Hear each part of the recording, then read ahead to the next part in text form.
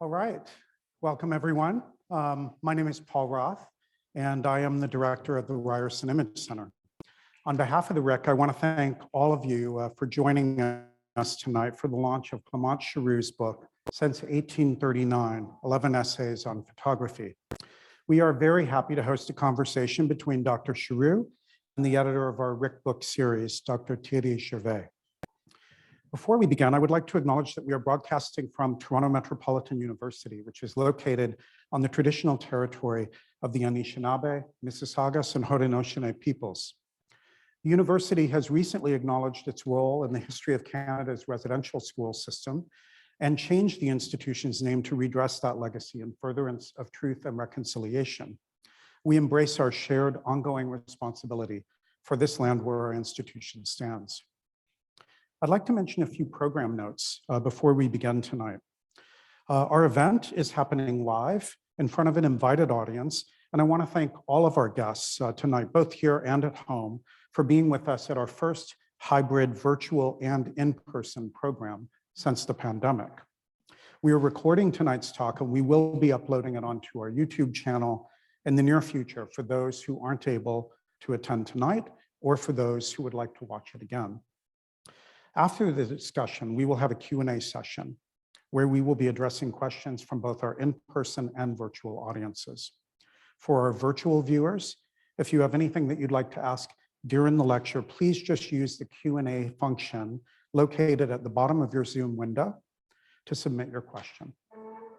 For those here watching in person, please just raise your hand during the Q&A session and one of our staff will find you and pass you a microphone. Very old school. And lastly, in the case of a technical difficulty, we thank you for remaining patient with us while we correct the issue. Since 1839, 11 Essays on Photography is the 5th volume in our RIC Books series, published in partnership with MIT Press.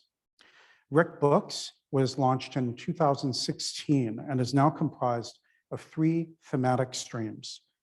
The first stream is called Critical Issues. For this stream, we commission essays from various scholars on a specific topic in the history and theory of photography. Our first book, The Public Life of Photographs, published in 2016, is part of this category and considers the role of circulation and distribution in our understanding of photographs. The second stream is called Essentials. This category involves republishing critical books and essays in English if there is no English language edition, and it also allows us to bring older seminal publications back into print. The Eye of History, When Images Take Positions, published in 2018, and The Birth of the Idea of Photography, published in 2019, are from this stream. The third stream is called Collections and Archives and aims to explore aspects of the RIC's collections to give readers a new point of view on a photographer or a subject. Documentary and Dispute, published in 2020, was the first volume in this category and resulted from Sarah Miller's research in our Berenice Abbott archive. Clément Chéroux's Since 1839, 11 Essays on Photography, which we are celebrating tonight, is part of the Essentials stream.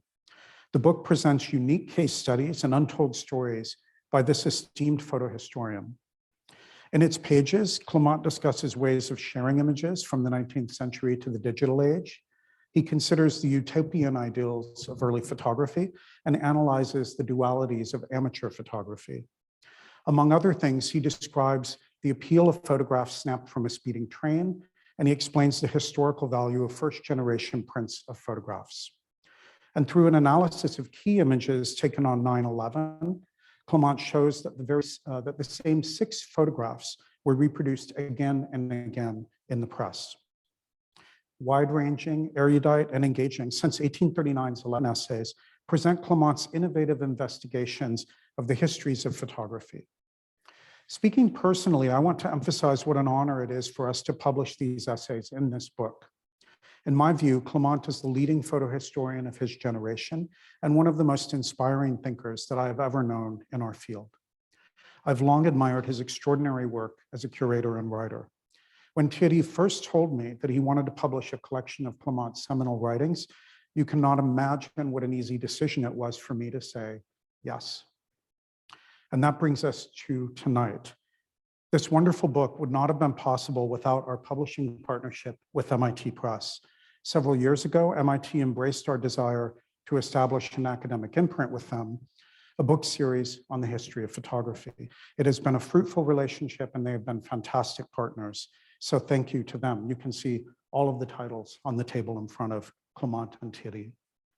I also want to thank those who helped us realize this book, including the organization Documentary Arts and their president, Alan Govenar, and the Andrew and Marina Lewin Family Foundation. Thank you to both for their generous support of this project.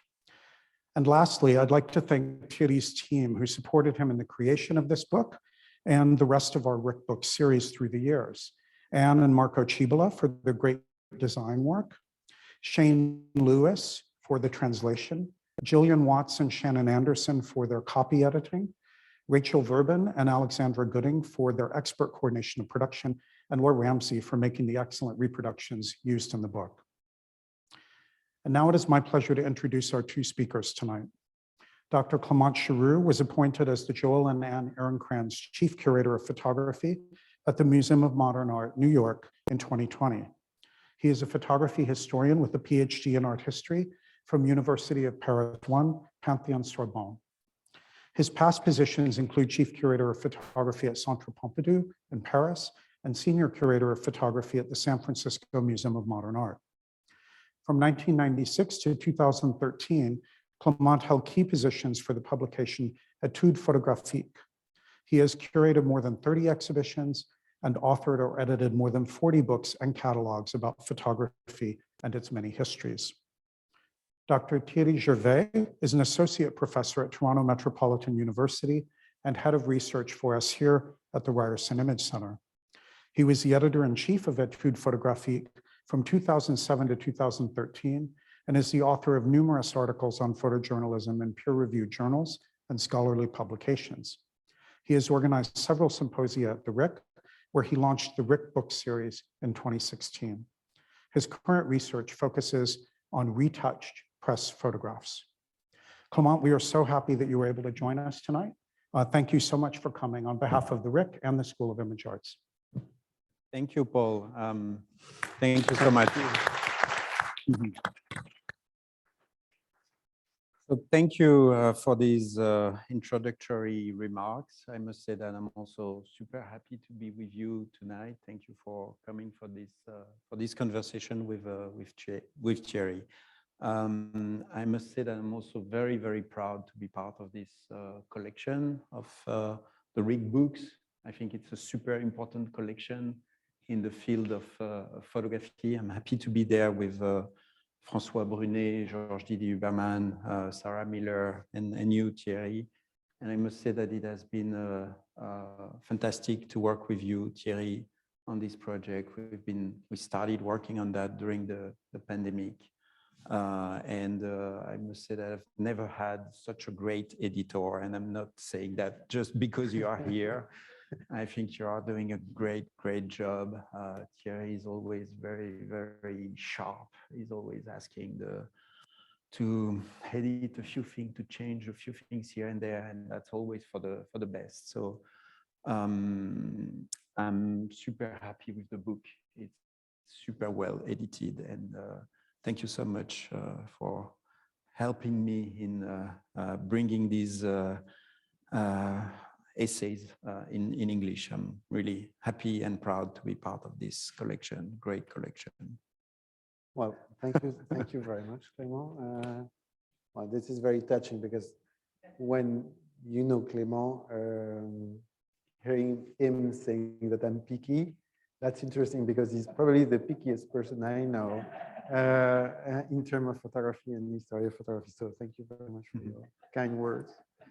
So I have the first question. Okay, so I should be able to switch, and that will give us time to switch off our phones.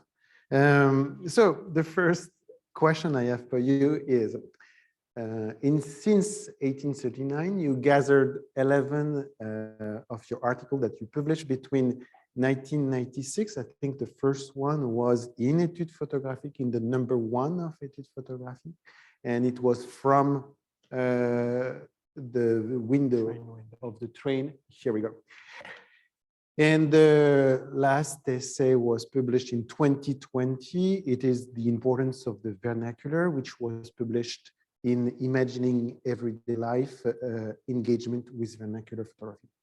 So despite this long time span, the article all seemed to result from a consistent historical approach. Could you maybe describe for us, your methodological tools and tell us about how you choose your objects of study? Mm-hmm.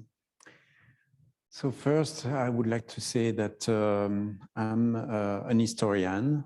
I've always think that it was the most important thing for me, even if I'm also a curator.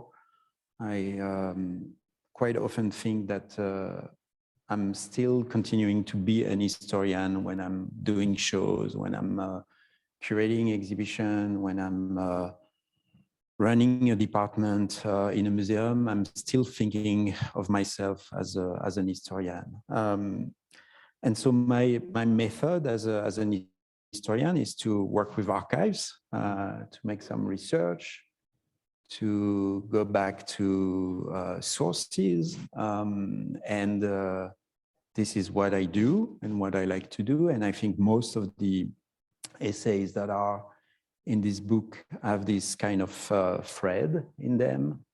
It's really about researching. It's really about revealing unknown source or rethinking sources. And I think I truly believe in research. I truly believe in archives. And the reason why I truly believe in that is that I don't think you can rewrite or you can criticize history or you can challenge the canon if you are not doing research. So that's really what I'm interested in. I'm really interested in making some in-depth research when I'm approaching a new subject. That's something which has always been super interesting, important for me. And so this is the first thing for me, making in-depth research. And most of these essays, they have a number of footnotes, which is not reasonable, which is and the reason for that is just because I really think that making the research, going in depth into the archives is something super important. So that would be the first way to answer your question. And the other thing which is super important for me is what I call, I'm talking a bit about that in the postface of the book, which is something that I've been working on for almost 20 years, and maybe one day that will become a book. It's this idea that photography is a kind of image reproduction system. Yeah, the photography is a system. And to explain this idea, which is one of the most important things for me, is that I'm usually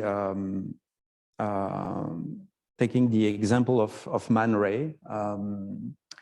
In 1962, Man Ray had an exhibition in Germany at the Photokina, which is this big photo fair, technical fair, where people were presenting new cameras. And so that was something super important in the 60s. And Man Ray had a show there. And during an interview, a journalist asked Man Ray, what kind of camera do you have? And I mean, you can imagine the whole Dadaist in front of people like tonight, and someone asking him a question about the camera he was using. And Man Ray was always, most of the interviews of Man Ray is trying to escape the question and answering aside the question. And here he made a super sharp answer. He said, to do a photograph, you need a camera, but you also need a photographer and a subject. And this is such a great answer.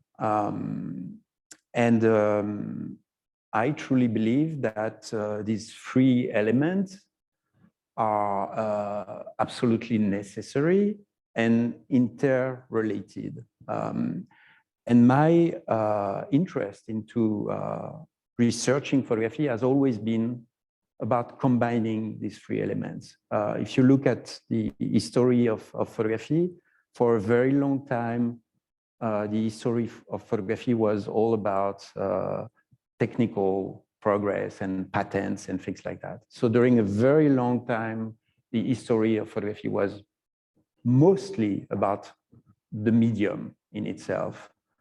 And then some art historians started thinking about photography from the point of view of the author, so from the point of view of the photographer.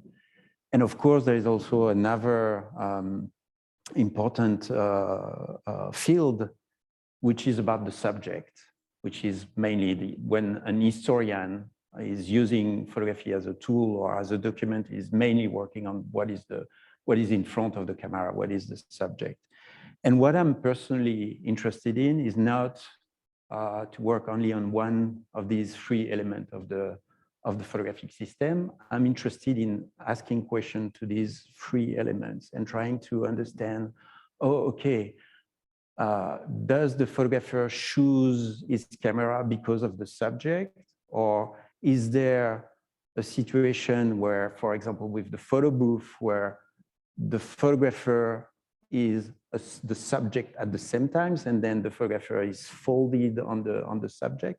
And so what I'm super interested in, what I'm trying to do through my work, is not to be only an historian interested in the subject, or a technical historian only interested in cameras or shutters or things like that, and not only an art historian interested in who is behind the camera, but really trying to combine these three elements to better understand how does that work. And here I'm of course only talking about the production moment, because there is a second moment, which is the diffusion of the image, the dissemination of the image. And then you start talking about, I mean, what you're talking when you write about the public photography as a public object, the publication of the photography, so photo books, press, social media today, and all these things. And then there is a third moment, which is the viewer, when you look at a photograph, what's going on when you look at a photograph. And so this is a super complex system, but I'm super interested. I'm probably still a kind of structuralist, interested in all the relation between all these elements. And so that's what I'm interested in. So I just have a follow-up question then. Because one of the research that you've done and that I found really useful and great to use and share with students is the work you've done on photo booths. Yeah. And photo booths? Yeah. And then who is the author? Yeah, the subject. Yeah. And so it's a super interesting situation where the subject is also the author. Ah, that's interesting. Okay. Yeah. Okay, thank you. Let's switch. Here we go. So the essays gathered in this volume of Frick book testify to your interest in the photographic medium at large. You discuss photographs from the 19th, the 20th, and the 21st centuries produced by artists, photojournalists, scientists, and amateurs, and circulated through art galleries, magazines, books, family albums, and even postal cards. Mm-hmm. In your afterwards, in the book, you say, quote, "The premise defended in the chapters of this book is resolutely holistic," end quote. So I was wondering if you could elaborate on what holistic means in your approach to photograph. Yeah, that's clear that I'm interested in kind of holistic approach of photography. There is one sentence in Susan Sontag's book on photography that I like very much, where she said that a mere snapshot could be as eloquent, beautiful, I think poetical or something like that, as a fine art photograph. And I truly believe in that. I truly believe that vernacular photography is as important as fine art photography. I'm working a lot on John Charkovsky at the moment. I'm preparing an anthology of his essays, and Charkovsky, in one of his texts of the 70s, says that he's interested in the wool of it, in the wool photography. I think he also says something like the wool beast or something like that. It's really the idea that in photography, everything is interesting. It's great when there is a great artist behind the camera, but it's also great when it's a photograph made by an automatic camera in a bank or something like that. And Charkovsky exhibited some bank automatic photograph made by automatic cameras in bank. And I truly believe that yeah, for sure, vernacular photography is as interesting as fine art photography. And for me, it's one of the most important thing in what I'm doing, even working in a museum, is about a kind of trying to de-hierarchize photography, trying to be non-discriminatory, all difficult word to pronounce, sorry about that. But I think it's super important. And it's also related to what I said before. It's not only about the author, it's not only about the subject, it's not only about the medium in itself, it's about a kind of interrelation or organization between these three elements. So in that case, if you approach photography a bit differently by not only thinking about who is the author and is the author important in the hierarchy of the history of photography, if you think photography a bit differently, it's very easy to say this photograph is amazing because of the subject, or this photograph is amazing because of the photographer, or because of the connection between, for example, a failure or a mistake, something went wrong in the process, and what went wrong in the process is completely connected with the subject, and so that creates something super interesting.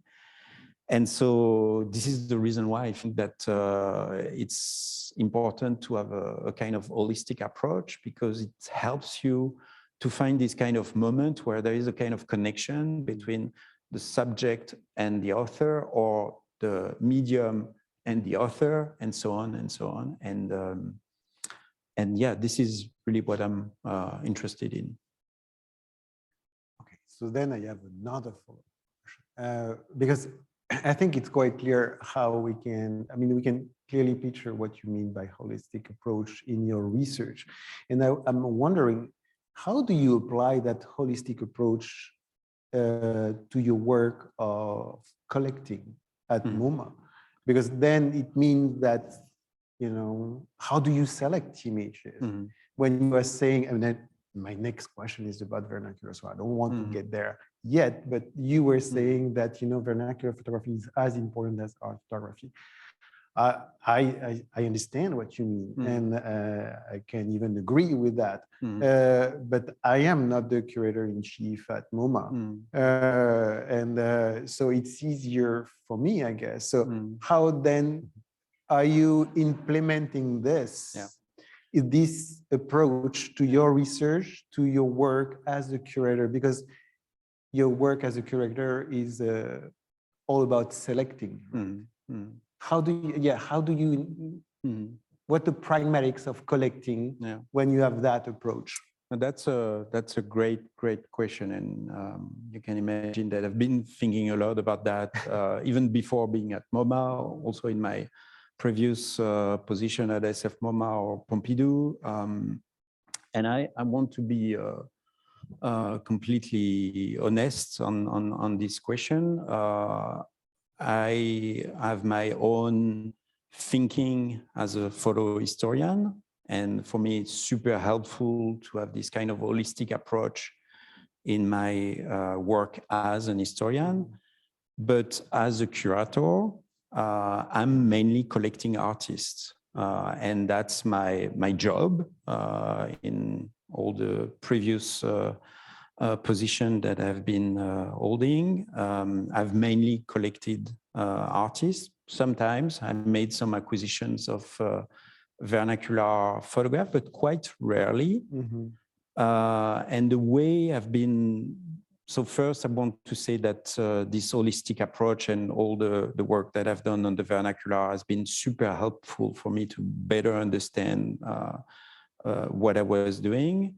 And the way I've been dealing with my own interest as a photo historian in the vernacular was to collect artists who were also interested in the vernacular. So, for example, artists whose work was to collect vernacular photography, or artists whose work was to mimic a kind of vernacular style. And so it has helped me very clearly in my way of selecting artists. But there is a kind of difference between my work as an historian and my work as a curator. Wow. Thank you for your honest answer, because I think it's important to be able to indeed make the difference between your two works in a way, you know, as an historian and as a curator. But what I wanted to add to that is that if you look at the whole history of photography, there is a number of photographers who are not the least interesting photographer who has been super interested in the vernacular. And if you think about Walker Evans mimicking the way that a postcard photographer was operating, if you think about Berenice Abbott and her interest in scientific photography, I mean, what I call in my essay the vernacular style, which is something which is related, of course, to what Walker Evans was describing as a documentary style. I mean, if you look at that, and if you look at most of the photographers that are important in the history of the 20th century, they are applying a kind of vernacular approach to their own art. So that's not difficult to find works of art that a museum like MoMA or Pompidou could be collecting that are completely related to this idea of the vernacular photography.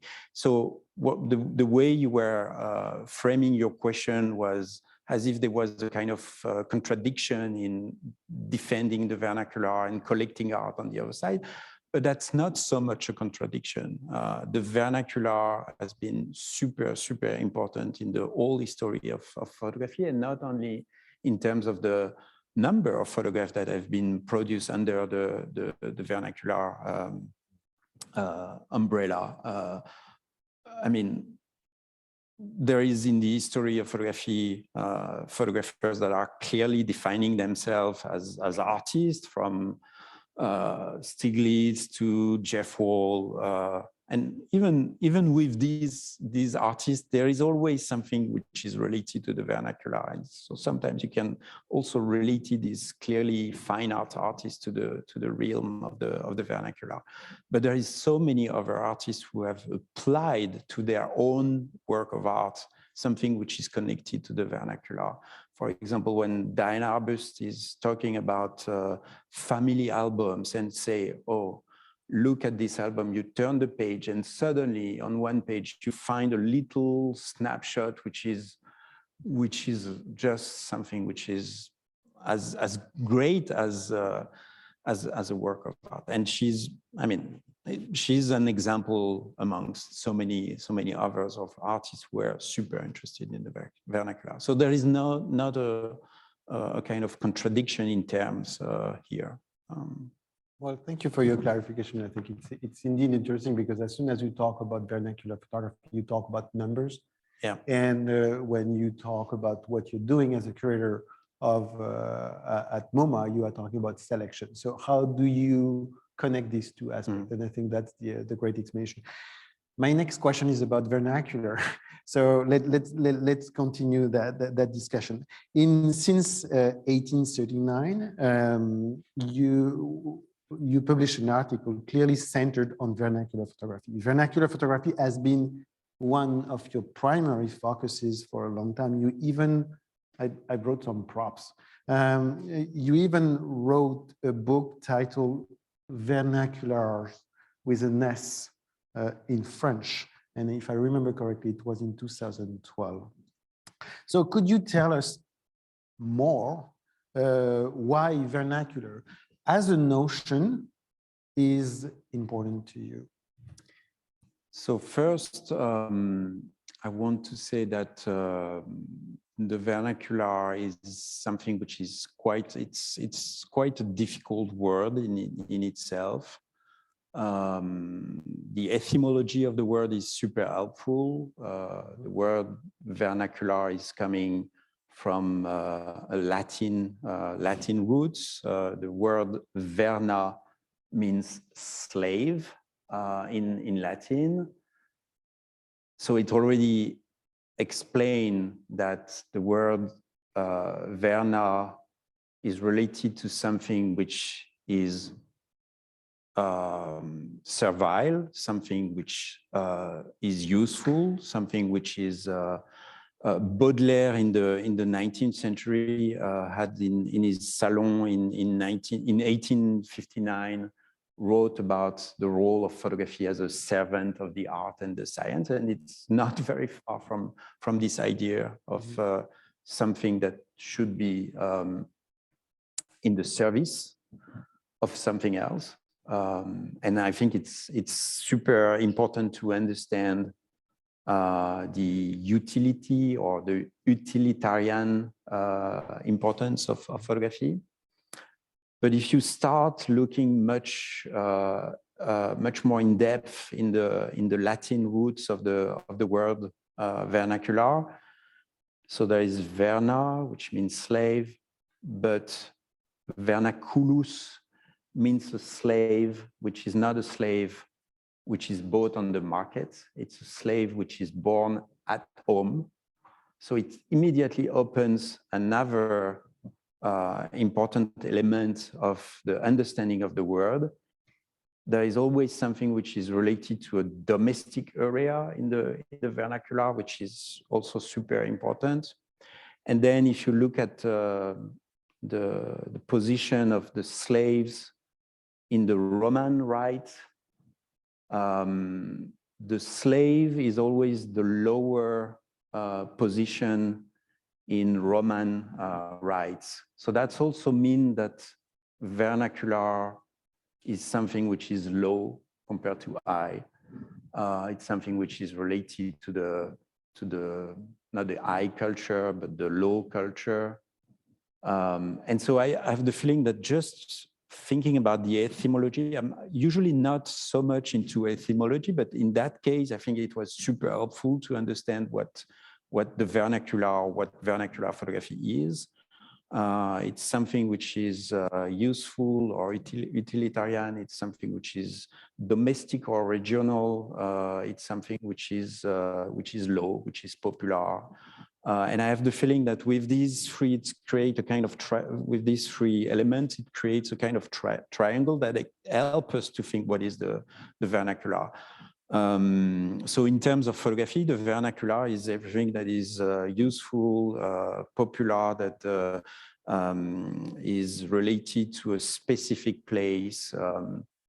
And so that's the way I understand the vernacular. I've been using a lot in my research the work of an American scholar who is not so well known today. His name is John Atlee Couvenhoven. He started working on the vernacular in the 40s. He had a PhD at Columbia University.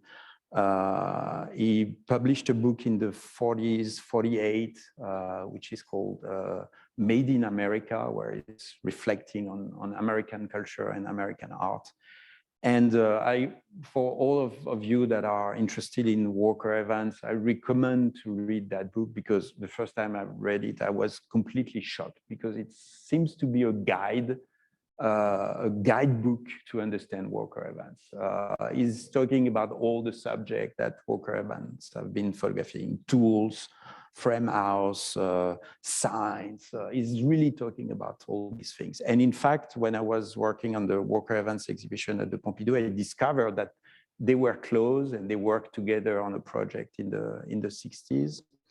And so I've been using a lot the writings of Couvenhoven, who is really reflecting on what is the vernacular and the American vernacular, which is not exactly the same thing as what we call the vernacular in France. In France, there is some differences. Now we have the feeling that the vernacular is something that exists, but in fact there is an history of the vernacular, there is a geography of the vernacular, which is super interesting, but this is something that has to be researched, and I hope there will be some new works on the vernacular in the coming years. And to answer your question, the reason why I think the vernacular is super important today is it's related to the question of the globalization. Globalization, I mean, we all know what globalization is producing. We all know that globalization is a way of uniformizing everything. We are eating the same food. We are dressing the same way in Beijing, in Paris, or in New York.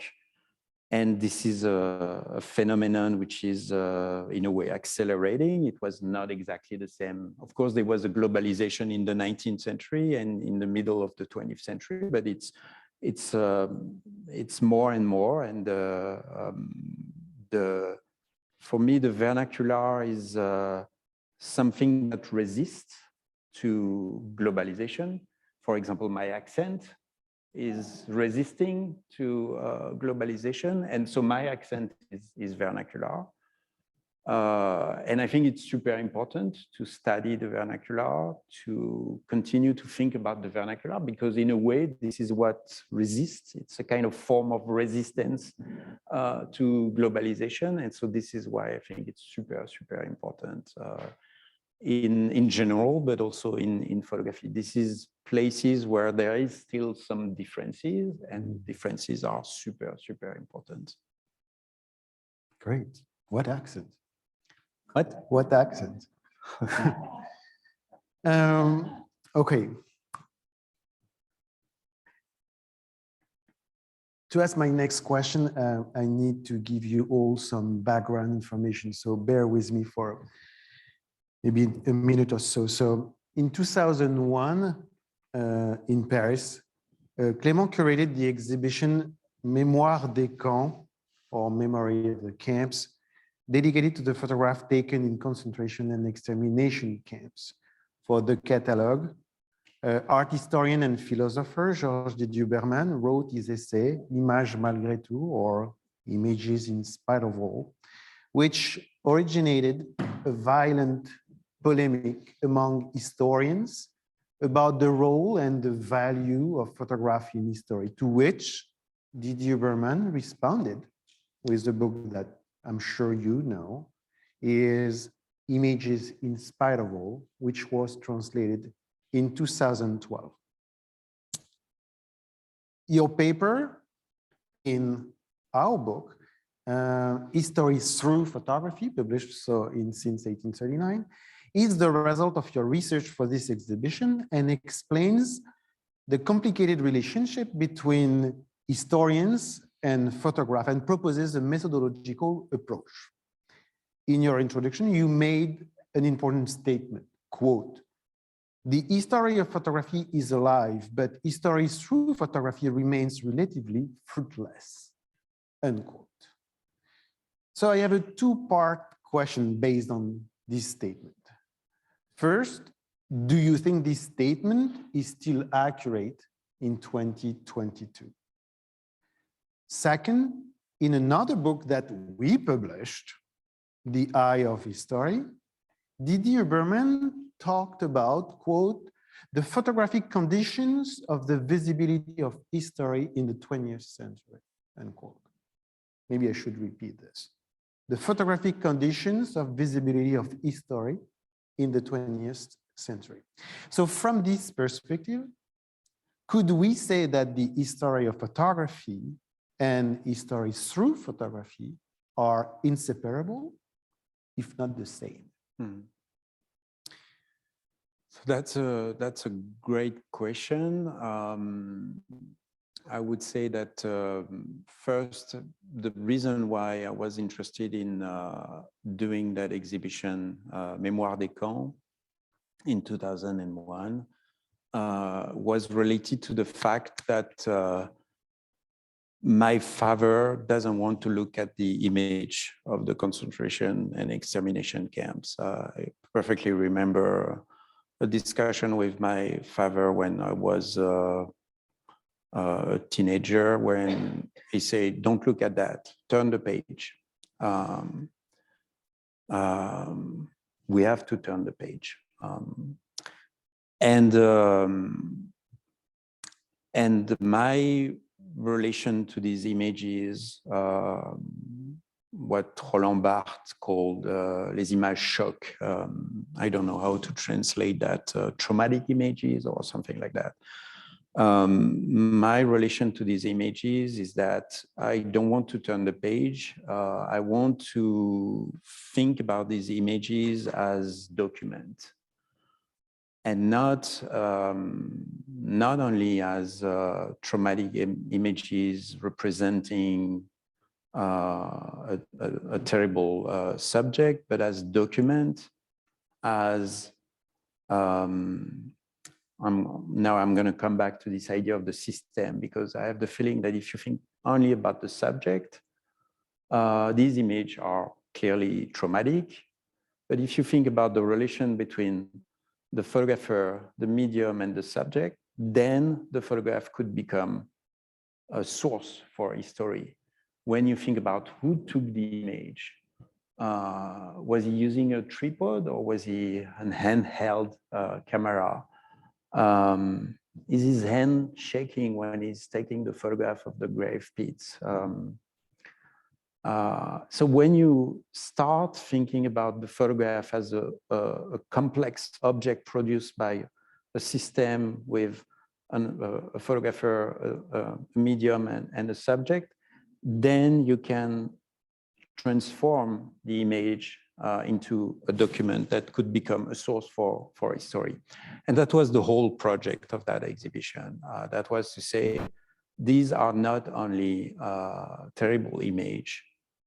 Of course, if you just think about the subject, these are terrible images. But if you think about why were they made, what kind of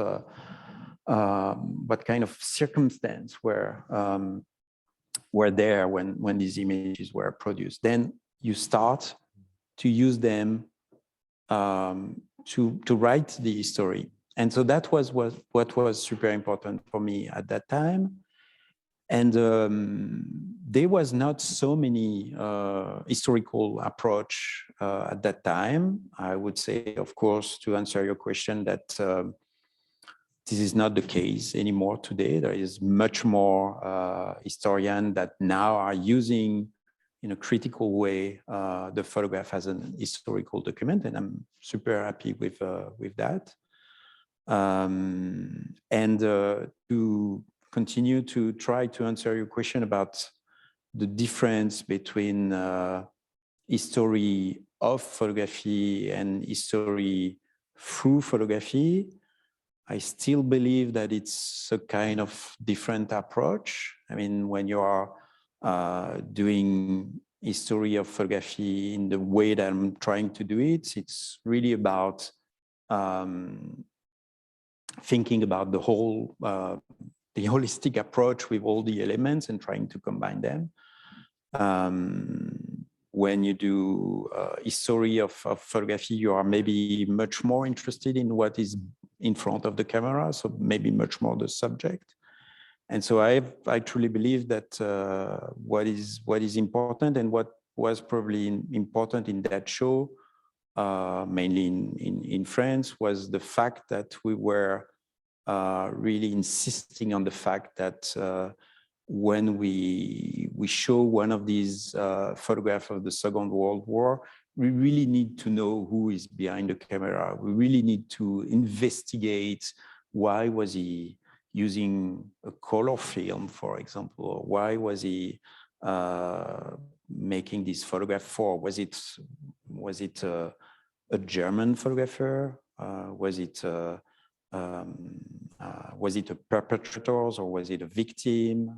Was it an ally at the opening of the camps? And so I truly believe that it's super important to have this understanding of the complexity of photography as a system to really transform a photograph into an historical document. Thank you. Okay, so let's get to my last question before we give you time to ask questions. I need to switch slide. There we go. As I mentioned earlier, since 1839, you have addressed many aspects of photography, and I was wondering what is left for you to research. In other words, what are you working on now, and or what would you like to work on in the future? So that's a great question. Not easy to answer because I'm still super curious about photography and discovering new artists almost every day, and new research topic, let's say every week or something like that. I'm working on a show at the moment with my colleague Roxana Markoch for 2024, and it's a show on Latoya Ruby Fraser, great American artist. I'm also, as I said before, working on an anthology of John Tchaikovsky's text. We are gonna publish that next year at MoMA. So this is something I'm super excited with. He was the director of the photography department at MoMA from 62 to 91. It was a very long tenure, the longest one in the photography department. And as you know, he was a fantastic writer. He wrote some very important texts, and we have all been studying when we were studying history of photography. But there will be also a lot of surprise in that book because I worked a lot in the MoMA archives and in the family archives, and I found some texts that I've never heard about, some small texts published in the small journals here and there, and it's really super interesting. Can you say more? Can you give us? Yeah, for example, I was talking about bank robberies photograph right before, and I found an amazing letter in the archives of the students writing to John Tchaikovsky at MoMA saying, "Oh, I have seen your exhibition where you show these bank robberies, automatic cameras photographs," and they were exhibited next to Bruce Davidson photograph, and I just don't understand why you can show these two things next to each other. The role of a museum is to show art, and so is there is there any benefit of showing these photographs made by automatic cameras? And of course, John Tchaikovsky took a bit of time, but he answered to the students, explaining exactly why for him it was important to show these things side by side. And I think he's using, it's one of these texts where he's using the idea of the wool of it. Photography is a wool, and we need to study the wool of it. So that's some of these of these gems that we can find when we are making in-depth research. Is of course he's known for his takes on new documents, on Egglestones, on Diana Arbus, but there is really more than that. The book is going to be divided in 5 chapters, which are the 5 topics he has been writing on. So one book is going to be about photographers. One chapter is going to be about photographers. Another one is going to be on a thematic approach, photography and architecture, photography and press. One chapter is about MoMA, because he has also been writing a lot about the history of the department, or photography at MoMA. Another chapter is about what it means to be a curator, what it means to build a collection, what it means to select, as you were saying in a previous question. And one chapter of the book is about the way he was writing small one-page text about an image. So you probably remember his book, Looking at Photographs, that was published in 1973, where it's something like 100 photographs with 100 text of very short text. And I truly believe that this is where Tchaikovsky is at his best, where he's really able in one page to speak about a photograph without even describing it, but just by bringing some ideas from here and there, putting them together, is really able to enlighten or to make something that makes the image much more interesting through his text. So that's the project I'm working on at the moment at the museum with the exhibition of Latoya Ruby Fraser. We are just in the process of starting working with her, and I'm also working super interested at the moment in the question of photo books. I have the feeling that this is something which is super important today. So we are trying to develop some more activities at MoMA around the photo book, working with my colleagues in the library, because I just think that photo book is one of the most important things that happened to photography in the past 20 years. There is so many in the past year. I just to give some more explanation about that. I perfectly remember that something like 15 years ago, when I was at the Pompidou, I saw at one point artists coming to the museum, not anymore with a box of prints, but with a dummy made on a book on demand application, and coming to the museum not with a box of prints, these yellow Kodak box, but with a dummy, and showing their work as a book. And I've clearly seen this moment between 2007, 2010, where suddenly the book became something super important. And since that, I see more and more photographers that are coming and that are clearly telling, young photographers that are clearly telling that making a book is sometimes more important than doing a show. And so I truly believe that the book is today something that is super important in photography. Since I'm in New York, I'm also meeting with a lot of collectors that were collecting prints, vintage prints in the 80s, in the 90s, and who around 2000, 2010 start collecting photo books. So it's really something that is super important today in terms of course, the market, but also the dynamism in the photo field. And I think that as a curator, but also as an historian, I'm interested in understanding the phenomenon, the photo book phenomenon. I think it's something that is super important. So I'm super interested in photo books at the moment, and I'm sure it's going to continue in the coming years. So there is still a lot of things to understand around this dynamic. Good, perfect, great. What time is it? Okay, we have time for a question now, so I'm going to open the floor.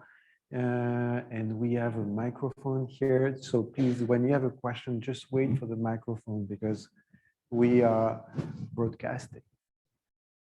So do we have questions? Yes, Deepali has a question here. Thank you for that conversation. I have two questions. One is just curious how you came to select these essays in the volume.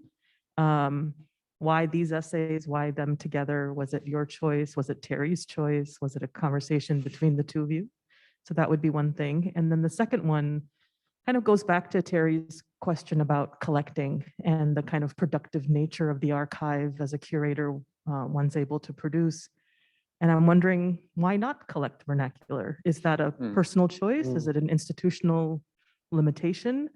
I took note, I think I read a little while ago that MoMA was collecting home videos.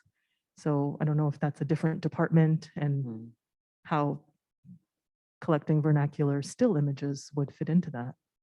So we are collecting vernacular photographs, but it's, I don't want to give a kind of percentage or something like that, but it's a teeny part of what we are collecting. But some vernacular photographs are entering the collection. But I would say that's not the main mandate of what we are doing at the museum. So that's the answer to the second question. And when you say why not, sure, we should do that, but that should not be. I mean, that should not be the same proportion as, for example, what is produced in terms of numbers. I mean, if we were able to calculate how many photographs were produced in a year, I mean, now that we have social media and things like that, it's just impossible. But let's say that if we were able to say 95% of what is produced in a year is vernacular photography and maybe 5% is art. I don't even think that it's 5%. We will never be able to give a good, I mean, we are never going to be able to calculate that. But even if we were, that would not make sense.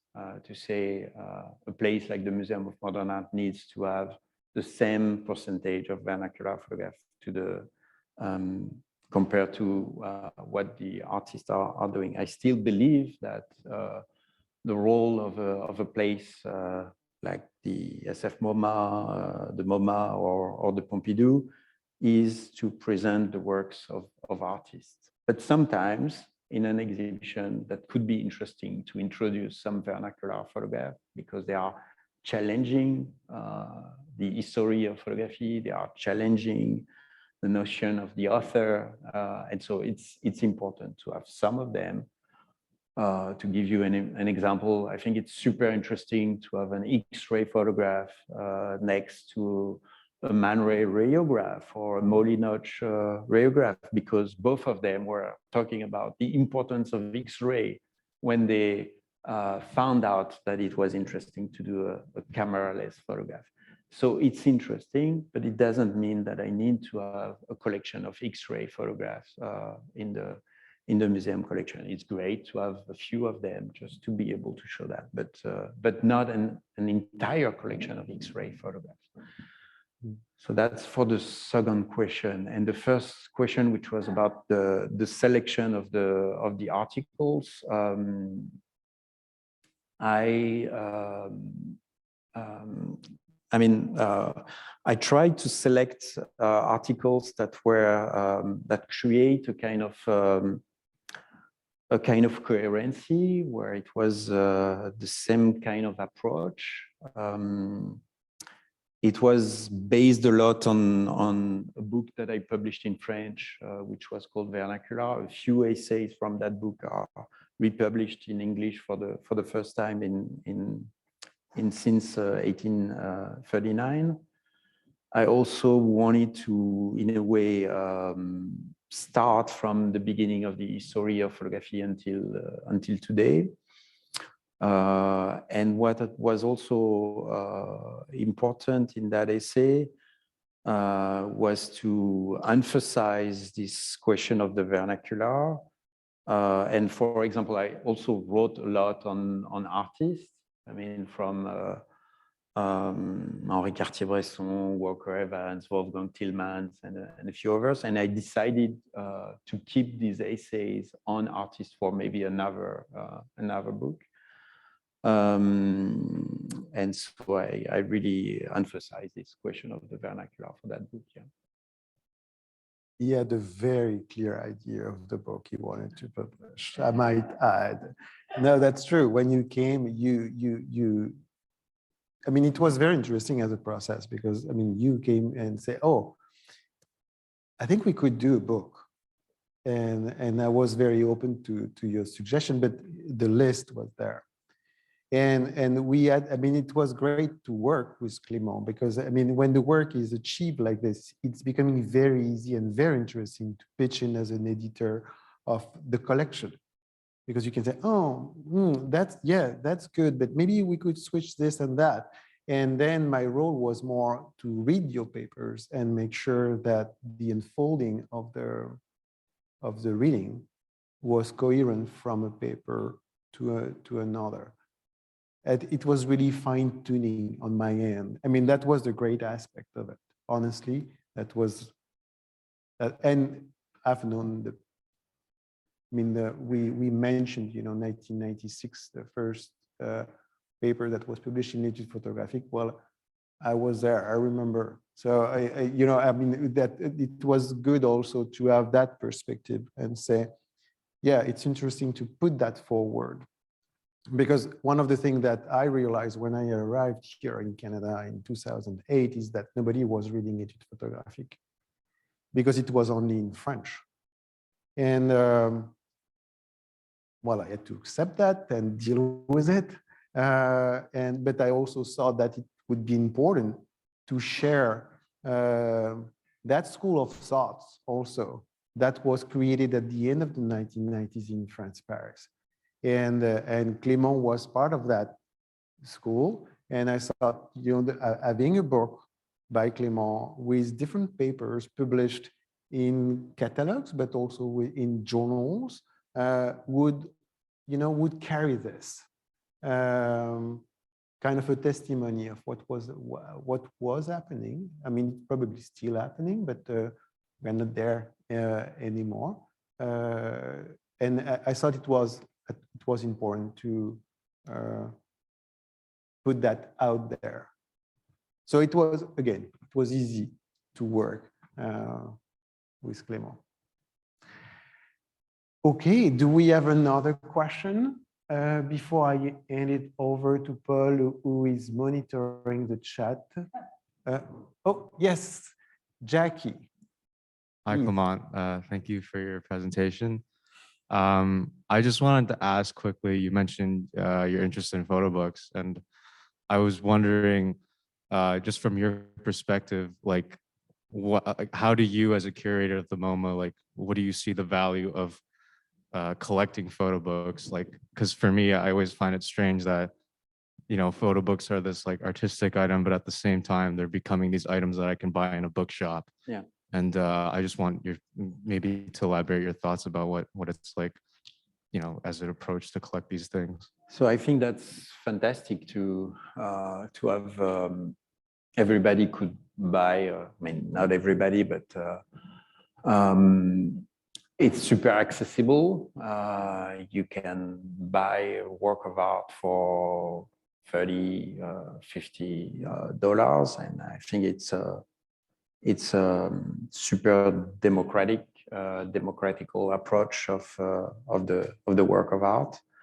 What we are trying to do at MoMA, we're working very closely with the library to make sure that the most important photo books that are published in a year are part of the collection.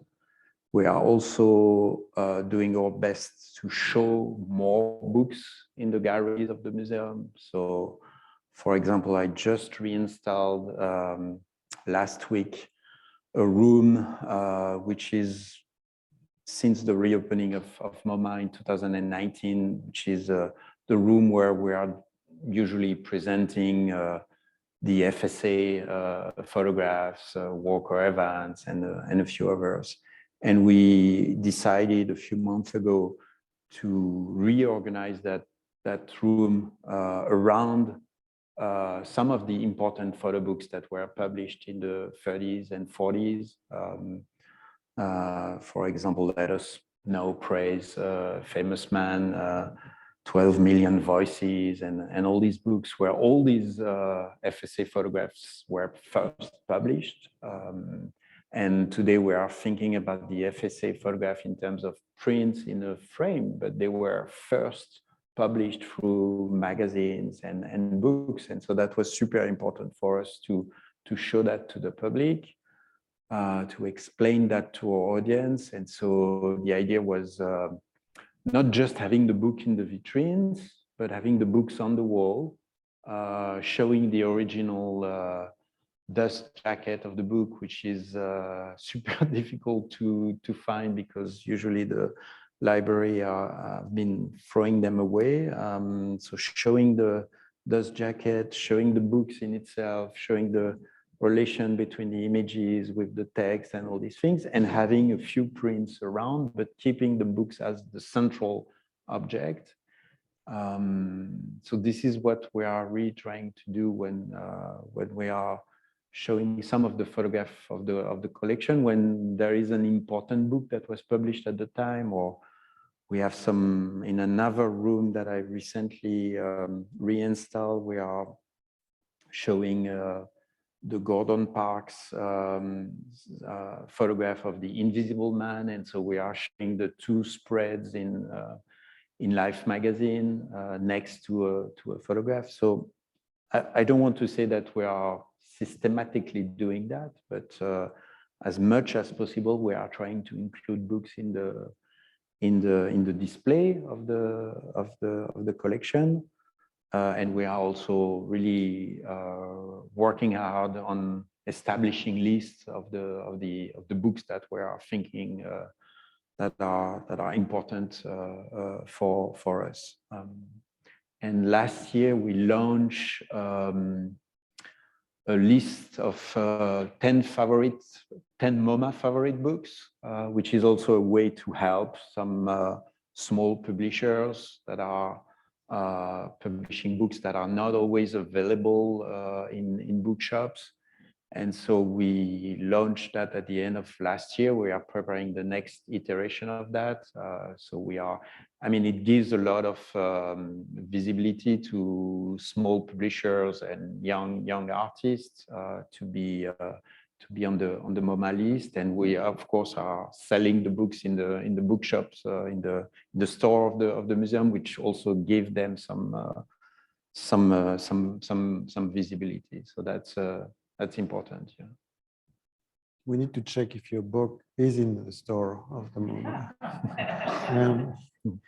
I think, Paul, you have a question from the chat, right? Yes, we have a number of questions from the online viewers. Unfortunately, too many to answer, but I will extend a couple.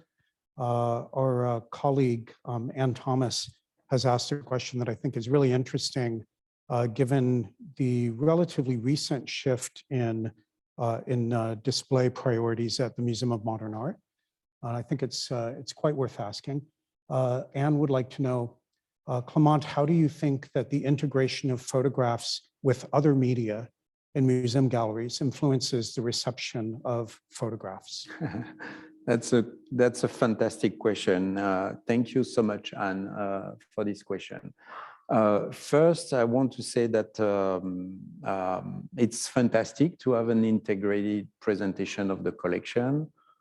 I remember that the first time I visited MoMA, there was a room on Surrealism where there was no photograph. The photograph was in a different gallery, but that's strange to approach Surrealism without photography. And of course, today when you go into the room about Surrealism, there is at the moment, I think, six photographs in that room. So I want to say that I'm super happy with this integration of photography. I think it's super important. I mean, none of the artists we've been interested in were thinking photography aside. I mean, if you think about people like Man Ray or Maudie Notch or even some later example in the history of photography, none of them have been thinking photography in a box. So I think it's super important to do that. The side effect of that is that when you are asking a visitor when he's at the end of the visit, when you are asking a visitor about his experience of photography at MoMA, you say, "Did I saw some photographs?" Because it's not anymore about the medium. So people are looking at works of art or images or just works, and they are not thinking anymore in terms of medium specificity. And I think it's a great thing. I think that if you go to a place to think, this is a painting, this is a photograph, oh, this is a film. I mean, it's not about that. It's not about having a kind of list. I've seen 6 paintings and 8 sculpture and 3 photographs. It's not about that. It's about having an experience, an art experience, and I think it works well. So it has a side effect because people are not thinking anymore in terms of medium specificity, but I think the result is important. The fact that people are getting out and thinking I had an art experience, I think that's the most important thing. Thank you. Another question, which I think is quite fascinating in the context of a recent exhibition that you dedicated to digital photography and social media, comes from Sandra Stark. And she wonders, since many young photography students and young photographers in general use their phones these days to take singular contextless photographs, which then end up in an endless stream of images, do you think that this has changed the direction of photography? And additionally, do you think that these kinds of photographs placed precisely in history, but because of the lack of context, they become ultimately ahistorical in her view? Do you think that these will create a new type of vernacular? Non-historic. Non-historic. Ah, okay. That's a great question. I think that what has happened to photography with the digital is super important. I mean, there is no question about that. Instagram and social media is one of the most important things, maybe with photo books and a few other things that happened to photography in the past years. And it completely changed our relationship to photography. There is no question about that. And it's clear that today there is a new vernacular, and the new vernacular is on the internet. There is also no questions about that. And I'm super interested in that because I was saying that usually when you try to think about the vernacular is related to a specific place, to the house, to the city, to the region. And what is super interesting in the history of the vernacular is that it never ceased to grow. And at one point there was a regional vernacular, a national vernacular, and today there is a global vernacular, which is in a way a kind of paradox with the idea that the vernacular is domestic, because now there is a kind of global domesticity in a way, which is something which needs to be questioned, and I think it's a super interesting topic. So yes, clearly there is a new vernacular on the internet. I'm personally super interested in what's going on Instagram. I found some super interesting artists and super interesting non-artists on Instagram. I'm looking a lot at what is going on social media, and yeah, I think it's super important, and we need to be to continue to survey what's going on the Instagram. And what is also super interesting for me is that when I started being interested in photography, all the lecture, all the symposium, all the books were about the making of a photograph. There was in the 70s and in the 80s, there was all these books which were titled At Work, Walker Evans at Work. I mean, there has been so many of these books, and we were at that time I started being interested in photography in the 80s. We were completely fascinated with the making of the photograph. And now most of the symposium books are not anymore about the making. We are not talking so much today about the making. We are talking about the sharing. We are talking about how do we disseminate the photograph through the magazine, through the books. There has never been so many books on books since 20 years about social media. So there is at the moment a very strong interest into the way that the photograph is disseminated. And that's super interesting to see that shift between the making and the sharing. And that's, I mean, I'm happy with that. I think it's as important to question the making than to question the sharing. And probably the next step is to question the way we are looking at photographs. I think that's that's also something super important. Thank you. I think Paul has the last question, and I think we'll get back to the room after your question, Paul. Yes, so one final question from the internet. Do any of the essays in your book, Clément, address ethical and legal issues in photography? And if so, can you describe a few of the issues that you address? What do you consider to be the most significant ethical issue in photography today? That's an interesting question. I would not say that there is any of these essays that are related to an ethical question, even if in the text, which is about photograph and the Holocaust, this question of ethic was always there. To answer the question about what would be today the most important ethical question related to photography, I truly believe that it's probably related to intimacy or something like that. I'm super interested in the evolution of the intimacy compared to when I was a teenager. The notion of intimacy has evolved to what some scholars are talking not anymore about intimacy, but about extimacy, which is a kind of intimacy which is produced for the outside. And I think this is something which is clearly super important and interesting today. Okay.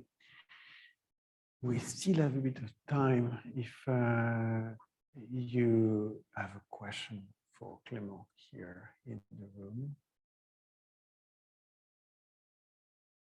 No?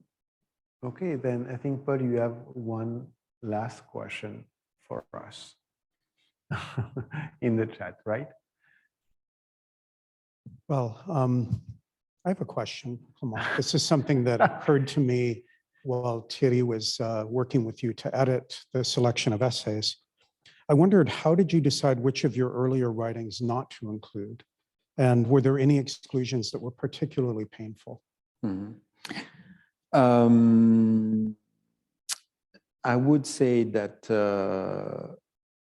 the way I decided that these 11 essays should be included in that book was, first, I didn't want to have any essays on artists in that book. That was the first thing. I thought, okay, that's going to be another book. So that was the first